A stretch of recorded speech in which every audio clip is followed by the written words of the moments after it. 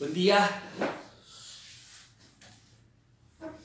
El Apocalipsis nos sigue acompañando, nos sigue iluminando, nos sigue ofreciendo la posibilidad de pensar, de descubrir, de escuchar a este Dios que nos invita a ser un estilo de iglesia, ¿no? A partir de aquella experiencia de estas 7 iglesias de Asia Menor, que de alguna manera, ya hemos dicho, simbolizan a toda la comunidad, desafiadas a vivir un tiempo particular. Esta es la tercera de las cartas, a la tercera iglesia, la de Pérgamo. Vamos a leer el texto, insisto con esto. Yo lo leo, ustedes lo pueden escuchar. Sería interesante que después de nuevo no solamente lo escuchen, sino lo lean ustedes mismos, ¿no? Es la carta a la iglesia de Pérgamo, que es el capítulo 2, del 12 al 17.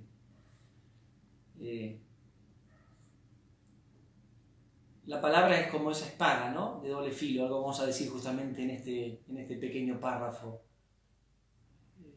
Habla, y la frecuencia de lectura y la asiduidad permite entender algunas cosas más que de primer momento uno no las capta.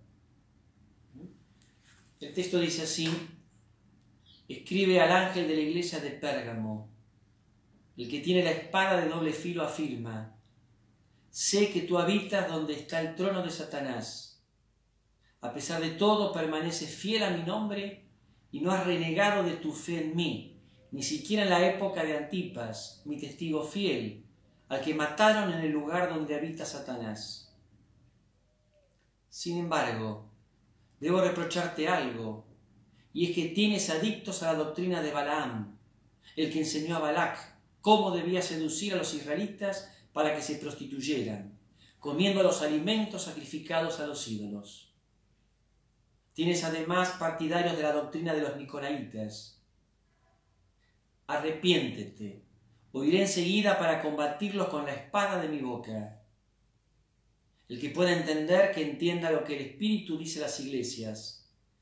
Al vencedor le daré a comer el maná escondido, y también le daré una piedra blanca en la que está escrito un nombre nuevo que nadie conoce fuera de aquel que lo recibe.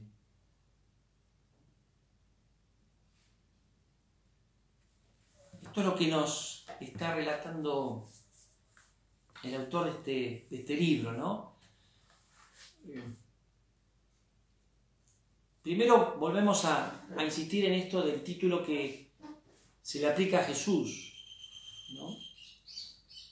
El que tiene la espada de doble filo.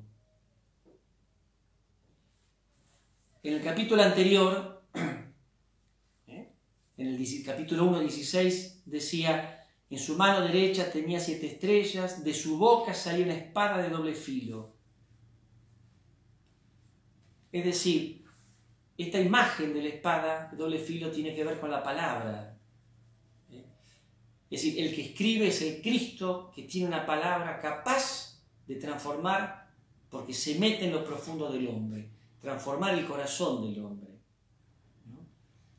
Ya esto evidentemente está orientando, de hecho lo va a decir más adelante, sí, cuando plantea arrepiéntete o enseguida iré para combatirlos con la espada de mi boca. Ven, el lenguaje parece un lenguaje muy violento, muy duro. Olvídense de eso, el sentido. El que escribe la carta es el Hijo, es Jesucristo, la palabra que es capaz de tocar el corazón del hombre. Aquel que anuncia una palabra, un mensaje que justamente puede ayudar a esa conversión. Porque este es el objetivo. ¿Ven? Un aspecto de Jesús. Yo diría un matiz en él, una mirada sobre él. Y esto hay que retenerlo porque va a ser importantísimo para entender la llamada que propone esta pequeña carta. Pero antes tendríamos que insistir en algo. Pérgamo, muy poquito, es complejo. Una ciudad importante en aquel momento, una ciudad muy rica, una ciudad que tuvo mucho peso, después fue desplazada por Éfeso, Una ciudad con una fuerte presencia religiosa, varios templos significativos y un lugar donde el culto imperial se hacía muy, pero muy fuerte. No lo olvidemos esto, y esto va a ser parte del tema. El culto imperial era la obligación que todo ciudadano o todo habitante del Imperio Romano tenía ante el emperador, que era considerado una divinidad, el Señor. Y este va a ser un conflicto constante. La comunidad tiene otro Señor que Jesús. Pero incluso en Pérgamo existía como lugar donde justamente el emperador administraba justicia. Por eso la expresión, el trono de Satanás, Satanás no está pensado el demonio, el diablo, está pensado, la palabra Satanás tiene que ver con el poderoso, con el que es la autoridad, fundamentalmente el emperador. Y esto lo va a poner justamente como elemento positivo. En este caso volvemos a ver cómo el autor reconoce algo y denuncia otra cosa. Un dinamismo interesante. ¿Qué le reconoce? La fidelidad en la fe. Aún habitando en un lugar marcado por la religión, por el culto imperial, aún viviendo en medio y rodeado de tanta otra posibilidad, la comunidad de Pérgamo se mantiene fiel en la fe. Y remarcamos esto, en lo esencial de la fe. Evidentemente, a pesar de la dificultad, a pesar de que han tenido la muerte de alguien, este testigo fiel, Antipas, un personaje que seguro fue importante en la comunidad, a pesar de eso, son fieles, se mantienen. Pero, y acá viene el problema, ¿qué es lo que le denuncia? Sin embargo, te reprocho algo. Tienes adictos a la doctrina de Balaam, el que enseñó a Balac cómo debía seducir a los israelitas para que se prostituyeran. Balaam y Balac son dos figuras que aparecen en el Antiguo Testamento. ¿Qué producen? En una época culturalmente difícil, donde hay una fuerte penetración del mundo pagano en la comunidad de Israel, llevan a la confusión. Es decir, la astucia de otras ideologías que va seduciendo a aquellos judíos creyentes para que empiecen, yo diría, con cierta frecuencia, a abandonar ciertas prácticas propias de su judaísmo. Mejor, no judaísmo, de su fe en el Señor. Esto pasaba acá. ¿Ven? Esta comunidad se mantuvo fiel a la fe, pero empezó a dejar que ciertas corrientes, que ciertos pensamientos contrarios a algunas dimensiones de la fe, a algunas exigencias de la fe, fueran entrando, fueran ingresando. En el fondo, lo interesante de esta carta es cómo está mostrando que la comunidad eclesial puede mantener su fe,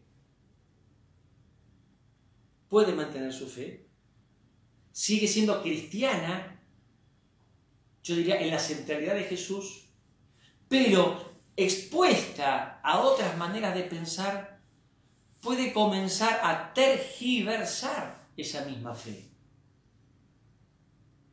empezar a confundir esa misma fe. Esta idea de prostitución y demás no tiene que ver con una dimensión sexual, sino con el tema de la idolatría. Es decir, me digo cristiano, pero mi modo de vida incluye cosas, actitudes, acciones que no responden al pensamiento de Dios, a la propuesta de la fe. Este es un tema no solamente importante en esta carta, es esencial.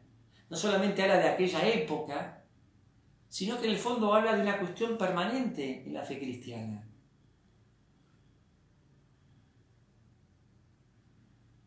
La fe se vive en lo cotidiano, se vive en medio de toda la realidad, se vive en el mundo, se vive al lado de los hombres, se vive con los hombres, con las personas humanas, me refiero. Y esa fe está siempre expuesta a desvirtuarse, tergiversarse, diluirse. Nosotros decíamos algo de la mundanidad. Tiene que ver con esto. Y esto no significa, hay que entenderlo muy bien, porque si no es un peligro el error. Esto no significa que vivimos aislados. Esto no significa que la fe cristiana me aleja. Todo lo contrario. Porque estamos puestos como levadura, como sal, como luz. Pero indudablemente la realidad está siempre interpelando, siempre cuestionando a la misma fe. Hay dos respuestas posibles. O yo interpreto la fe desde estas formas diferentes, con el peligro de diluir lo que creo, o la fe se va madurando de tal manera que impregna de un sentido nuevo a la realidad. Podemos poner infinidad de ejemplos. En la actualidad yo diría, un ejemplo concreto tiene que ver con esto. Cómo el pensamiento o la ideología, no es lo mismo, de este tiempo puede marcar un modo de vivir en cristiano. El tema social. Una de las grandes tentaciones de este tiempo es hacer que la experiencia cristiana, la fe cristiana, sea una vivencia individual. Es la parcialización. No veo la totalidad del mensaje.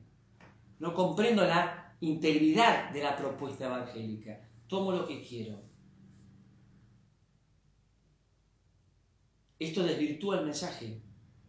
Esto debilita el mensaje. Esto empobrece el mensaje. Esto diluye la fuerza transformadora de Jesús y del Evangelio. Creo que la pregunta se impone, ¿no? Mi fe impregna de sentido lo que yo quiero vivir y vivo, o la realidad, o las diferentes formas de pensar, diferentes posibles ideologías, otro tipo de criterios, terminan empobreciendo, sectorizando mi modo de creer. Podemos seguir plantando. La fe impregna todas las dimensiones de mi vida, de lo que soy, o algunas cosas. La fe tiene algo que decir a la política, a la economía, al trabajo, a la sociedad, al arte.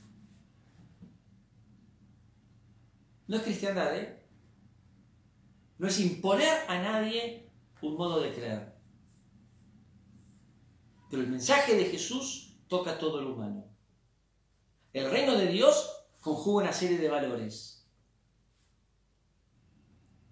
Y estos, como se dice hoy, no son negociables. No puedo sacarlo a Jesús de las cosas de cada momento. No puedo eliminar el Evangelio del compromiso con cada aspecto de la vida. Esta es la denuncia del autor a esta comunidad. Mantienen la fe, no la perdieron, pero fueron ingresando cosas que se oponen al modo de vida de esa fe. Por eso, ¿qué le pide? Que se conviertan. Convertirse siempre es el cambio de pensamiento. Y por eso vuelve a aparecer la imagen de la palabra. Suena casi amenazador. Ya lo dijimos, no hay que tomar así. Arrepiéntate o iré enseguida para combatirlos con la espada de mi boca. Es una belleza. Relativicen el lenguaje, pero significa que Él va a volver a anunciar la palabra. Quizás sea el desafío también de este tiempo, ¿no? Una iglesia y un cristianismo que muchas veces se apoyó en doctrinas, en miradas parciales, en simples costumbres, pero hemos debilitado esta escucha del Dios vivo. Volver a escucharlo a Él. providencialmente el texto de hoy, de este día, de San Matías, del capítulo 15 del Evangelio de Juan, del 9 en adelante. El que me ama cumple mis mandamientos. La palabra mandamiento no es los 10 mandamientos, es la palabra, la propuesta nueva de Jesús. Es una propuesta linda, se nos vuelve a anunciar. Hay que preguntarse desde la palabra. ¿Mi fe tiene la autenticidad del Evangelio o la fui empobreciendo? ¿Mi vida cristiana brota del Evangelio de Jesús o de ciertas ideologías, aún religiosas? De esto hay que convertirse. Bueno, nos vemos en el próximo encuentro. Gracias.